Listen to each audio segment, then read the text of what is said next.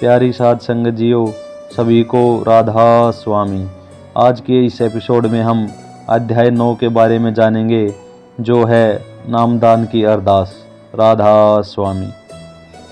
होशियारपुर यात्रा के अनुभवों ने हुजूर साहिब के हृदय में बड़े महाराज जी के प्रति अपार श्रद्धा और प्रेम का संचार किया, जिसके चलते वे अब नियमित रूप से उनके दर्शन और सत्संग के लिए आश्रम आने लगे थे। स्कूल से लौटते ही उनके कदम स्वतः ही आश्रम की ओर मुड़ जाते। दोपहर में वे बड़े महाराज जी के दिव्य वचन सुनते। उसके बाद वे उनके साथ चाय प्रसाद ग्रहण करते और फिर आश्रम में जो भी सेवा उपलब्ध होती उसे पूरी तन्मयता से करते थे। शाम तक, जब तक बड़े महाराज जी शाम की सभा का आयोजन नहीं करते, हुजूर साहिब उनके दर्शनों की प्रतीक्षा में आश्रम के कोने कोने में सेवा करते नजर आते थे। शाम की सभा के पश्चात ही वे अपने घर को लौटते थे। हुजूर साहिब के मन में अब हर वक्त बड़े महाराज जी के दर्शनों की गहन लालसा जागृत होती रहती थी।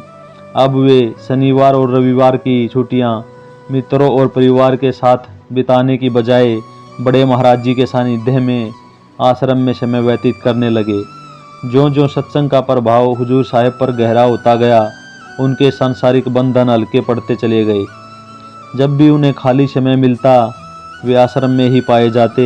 उनके परिवार वाले भी इस आश्चर्यजनक परिवर्तन को देखकर हैरान थे। कुछ महीनों बाद हुजूर साहिब के हृदय में यह दृढ़ इच्छा जागी कि वे बड़े महाराज जी से नामदान प्राप्त करें। 1977 में उन्होंने पहली बार नाम दीक्षा के लिए अनुरोध किया, परंतु बड़े महाराज जी ने यह कहकर उन्हें मना कर दिया कि अभी उनका समय नहीं है। इस प्रक्रिया में समय बीतता रहा और हुजूर साहिब ने कई बार और निवेदन किया, पर हर बार बड़े महाराज जी का उत्तर वही रहता, अभी तेरा समय नहीं आया है। अंततः हुजूर साहिब की लंबे समय से की गई अर्जी को राधा स्वामी दयाल ने उसी ऐतिहासिक दिवस पर स्वीकार किया जब उन्होंने पहली बार राधा स्वामी मत का पहला सत्संग आरंभ किया था। जिस दिन उन्होंने मानव जाति के उद्धार का संकल्प लिया था, यह शुभ घड़ी 12 फरवरी 1978 को बसंत पंचमी के दिन अंटा आश्रम में आयोजित वार्षिक सत्संग के दौरान आई।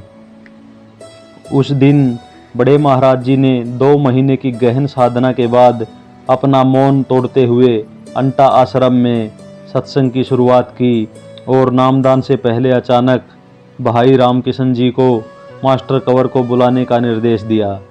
हुजूर साहिब, जिन्होंने पूरी रात सेवा करने में बिताई थी, उस वक्त थकान में एक खाट पर लेटे थे।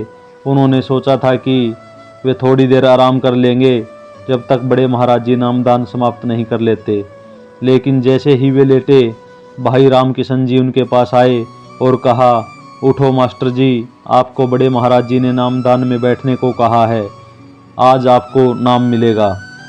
हुजूर साहिब के कानों में जैसे ही यह शुभ संदेश पड़ा, उनका हृदय अपार खुशी और आनंद से भर उठा। उन्होंने उस दिव्य दिन अन्य 10 भाइयों के साथ बड़े महाराज जी से नाम दीक्षा ग्रहण की और अपने आध्यात्मिक यात्रा की एक नई और गहन शुरुआत की। उस ऐतिहासिक पल में हुजूर साहिब ने अपने जीवन की एक नई दिशा का आरंभ किया, जिसने उन्हें आध्यात्मिक जागरण की ओर अग्रसर किया। राधा स्वामी।